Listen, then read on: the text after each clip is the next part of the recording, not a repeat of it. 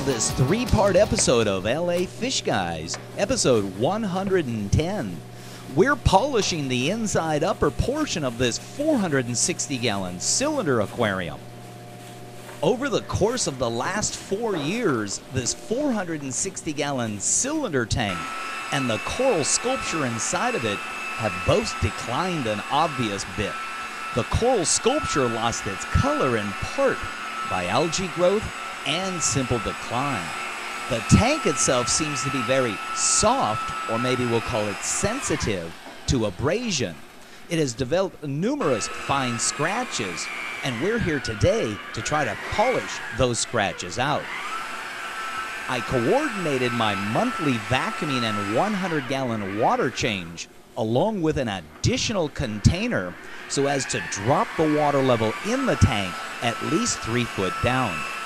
Our friend Condi has draped the sculpture and the water surface with painter's drop cloth, and we've masked it so that none of the polish that might get splattered as a result of the buffing wheel will contaminate the water that the fish are in. So we're going to go ahead and pull the plastic off the sculpture now. Condi's gone through and polished by hand as well as with the buffing wheel the upper half of the tank, which, as I mentioned, was where you could most noticeably see the little micro scratches. So we'll go ahead and pull that plastic out, and then we can get some new water in there and get the system back up and running, because I think some of the fish are starting to stress just a little bit. To polish the inside of the tank and drop the water level, we had to turn off the filter pump that runs the wet-dry trickle filter. We all know how I like my wet-dry trickle filters, and one of those reasons is the fact that it can oxygenate that water quite significantly. Well, without the wet-dry trickle filter running, there is no new oxygenation or aeration of the water.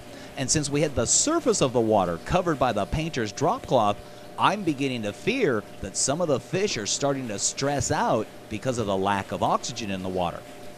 It's taken Condi about an hour and a half to polish the inside of the tank. He's done a great job, but again, it's been an hour and a half that there's been no new oxygen entering the aquarium system. So with a little bit of encouragement on my part, Condi finishes up hand polishing the inside of the tank and allows me to stick the garden hose into the system. This is where I'll pump 100 gallons of new, clean, real ocean water from a 100-gallon container out in the van back into the tank. And in addition, we've got 200 gallons of undisturbed water that we previously took out of the tank that we can then use to fill up or top off the balance. And so as we begin to fill the tank back up on the inside, Condi will take and use some of his polish and try to hand polish some of the outside of the cylinder aquarium. I'm sure it was just our imagination, but I'm sure glad to be able to be putting the new water back into the system. It won't be that long before I can turn on the water pump and begin to circulate water throughout the tank via the overflow and then through the wet-dry trickle filter. This again is where it picks up its oxygen, and without it running, we were fearing that the fish were beginning to starve of oxygen.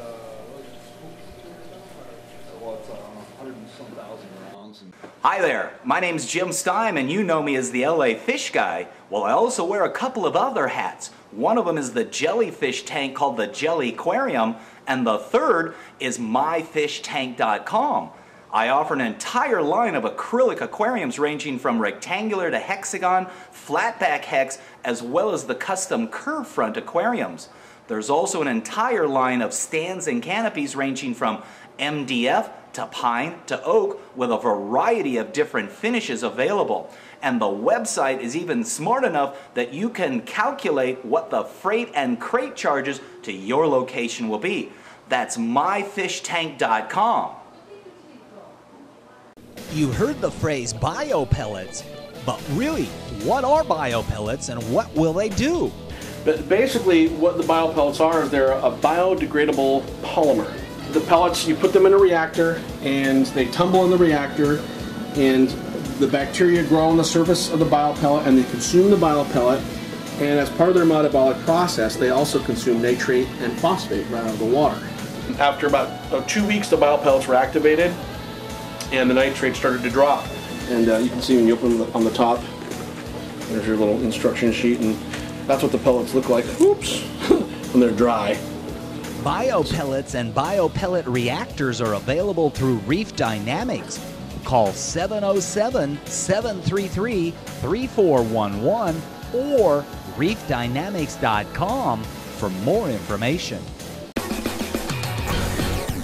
Are you ready for the Marine Aquarium Expo this coming March 31st through April 1st of 2012? This is the largest aquarium consumer trade show in North America and a destination spot for marine hobbyists. Held at the newly remodeled OC Fair and Event Center and featuring over 100 exhibitors, speakers, demonstrations, and a huge product raffle. There's even a fin zone for entertaining young hobbyists. That's the Marine Aquarium Expo at the Orange County Fairgrounds this coming March 31st through April 1st, 2012, Saturday 10 a.m. to 6 p.m., Sunday 11 a.m. to 5 p.m. Adults $15, senior and military only $10, kids under 12 are free. For more information, visit marineaquariumexpo.com. Okay, we've pumped 100 gallons of new salt water out of the van into the tank. We're now pumping some of the original old water that we took out to compensate for the balance. After we vacuumed the gravel, we then took and drained some additional water out of the tank. It was this latter half of the water that we drained out that we put into this 200-gallon container that we've now set out on the patio. That's the water we're going to use to top off the aquarium beyond the 100 gallons of new salt water we just got through pumping in.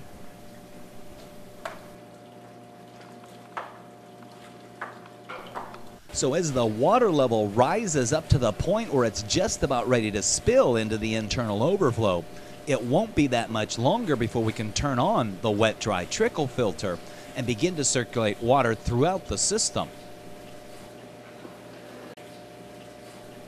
And so with the tank finally filled up, we can turn the water pump on and begin to circulate the water from the tank through the wet-dry trickle filter, thus aerating the water. And other than a little bit of schmutz in the water, which is all that stuff from the inside of the pipes that gets broke off when you turn it back on, things seem to be okay. Fish are acting well. I want to see what the temperature is here in just a little bit. The weather has turned cold here in California, and I did not have the chance to get my heaters into my storage containers at home the night before. I've attempted to warm that water up by placing the heaters in the container in the van, but I don't know if that's going to be enough. So you can see there's about 25% of that container left. That might be, out of 200, might be 50 gallons. What we're going to do now is, we don't need that water, so we'll just go ahead and open up the valve and let it go right down the drain. And while we're waiting for the balance of that water to drain out of the container, we can begin to clean up our work area. Okay, so we polished out the tank. It came out great. The homeowner is very happy with it. I did have about a 3-degree drop in temperature in the tank, so I kind of want to keep an eye on that. Could potentially cause a little bit of it, but the fish in the tank are doing so well. The tank itself, the cylinder tank, the coral sculpture, but the customer's happy all the way around, and especially if his fish continue to do well, he'll remain happy, and that's our goal. And so until next time, keep moving forward.